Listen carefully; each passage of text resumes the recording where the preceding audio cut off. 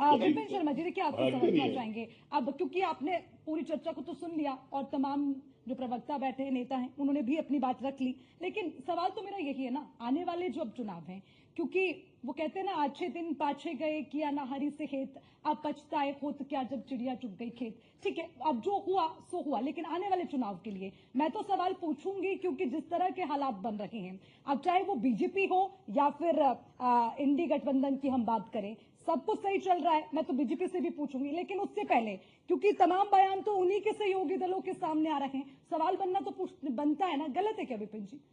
बिल्कुल अर्चना जी, बिल्कुल मैं आपके साथ इत्तेफाक रखता हूं। देखिए बड़ी जरूरी बात है, क्योंकि एक बात सब पे लागू होती है, भाजपा पे भी, कांग्रेस पे भी, सपा पे भी, कि यहां पर अगर हम एक राजनीतिक दल की कुछ प्रशंसा कर दें, जो अच्छे उन्होंने अगर कीर्तिमान स्थापित करे, जैसे कि मिसाल के तौर पे जब लोकसभा के चुनावों के नतीजे आए 2024, तो वहां पर भाजपा तंज कस रही थी कि 2 युवा निकले हुए हैं और पता नहीं क्या करेंगे, क्या गुल खिलाएंगे। तो वहां पर इन दोनों युवाओं ने बड़ा अच्छा कमाल करा।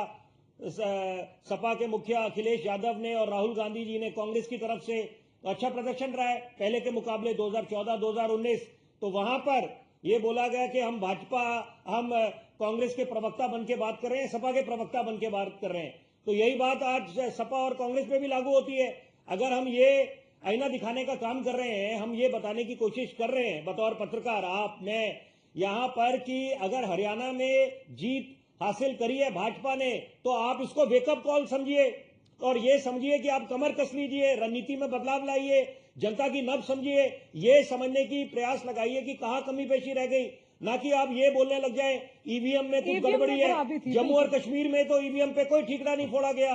तो यही बात है। तो ये देखिए, जनता जनार्दन होती है, महज बोलने से काम नहीं चलेगा, जनता को सब समझ आता है। आपने वो बात करी पहलवानों की, किसानों की, नौजवानों की, तो जनता ने किसको स्वीकृति दी ये भी समझिए। आप बोल रहे हैं कि हम लोग हरियाणा के माहौल का मीडिया बात कर रही है, उसका जिक्र कर रही है 2-3 दिनों से। बहुत जरूरी बात मैं ये बोलना चाहूंगा, और ये सारे राजनीतिक दलों के प्रवक्ताओं को इस बात का संज्ञान लेना चाहिए कि देखिए कि आप हार के भी आप जनता के दिलों में जगह बना सकते हैं, बशर्ते आप ग्रेसफुली एक्सेप्ट करें हार को, जनता के जनादेश को।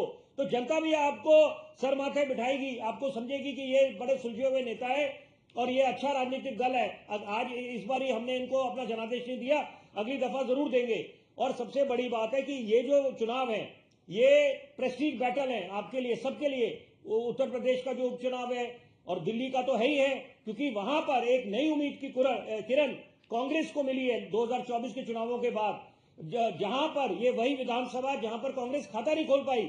और एक वो भी दौर था 1998 से लेकर 2013 का, जहां बतौर पत्रकार जब मैं विधानसभा जाया करता था, जहां नजर जाती थी वहां कांग्रेस के विधायक बैठे दिखाई देते थे। तो इसका मतलब है आपका भी एक स्वर्णिम राज रहा है कांग्रेस का, लेकिन यहां पर मंथन करने की आवश्यकता है। हार जीत लगी रहती है, उतार चढ़ाव चलता रहेगा, और उतार चढ़ाव से क्या होगा, अगर आप आज हारे हैं तो मनोबल ये स्वाभाविक है कि नीचे आएगा, आपकी कमियां ढूंढी जाएंगी। लेकिन ये बात है कि कमबैक हो सकता है और इसको स्वीकार करिए कि यहां पर अगर मोदी फैक्टर ने कमबैक करा है, तो वो आप समझिए, उससे आप भी कमबैक करिए। ठीक है विपिन जी, देखिए बहुत अच्छी बात और निष्पक्ष बात आपने की है सभी राजनीतिक दलों के लिए। मुझे लगता है योगेश जी भी अब तो इसे एक्सेप्ट कर लेंगे।